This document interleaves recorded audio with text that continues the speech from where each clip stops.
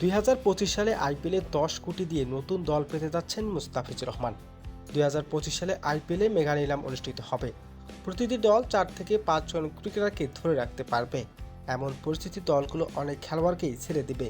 আইপিএলে মেগা নিলামের জন্য সমস্ত খেলোয়াড়কে রাখা হবে রিজার্ভে। যেখানে গেছেন মুস্তাফিজুর রহমান, চেন্নাই সুপার কিংস রাখবেন না মুস্তাফিজুর রহমানকে। এই সুযোগটি কাজে লাগাতে চায় অন্য দলগুলো। অনেক দলই তাকে নিতে চায়। এর যুক্তির ব্যাখ্যাও রয়েছে। গত আইপিএলে মুস্তাফিজুর রহমান সাম্প্রতিক পারফরম্যান্সে সবাইকে চমক করে দিয়েছে। আইপিএলের পর দুর্দান্ত পারফরম্যান্স করেছেন কাটার মাস্টার।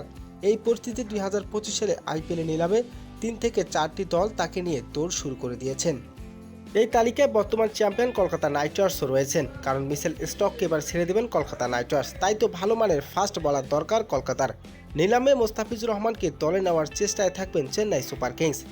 আরও 2টি ফ্রান্সি দল মুস্তাফিজুর রহমানকে নেওয়ার জন্য আগ্রহ জানিয়েছেন। এমনটাই জানিয়েছেন ভারতীয় জনপ্রিয় সংবাদ মাধ্যম আনন্দবাজার। হায়দ্রাবাদ এবং পাঞ্জাব কিংসও মুস্তাফিজুর রহমান নিতে আগ্রহ জানিয়েছেন।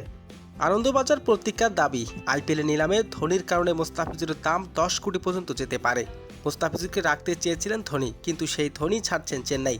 আর এই সুযোগটা কাজে লাগাতে চায় 4 ফ্র্যাঞ্চাইজি দল। মুস্তাফিজুর রহমানকে 10 কোটি পর্যন্ত নিতে পারে চেন্নাই সুপার কিংস এবং কলকাতা নাইট রাইডার্স এবং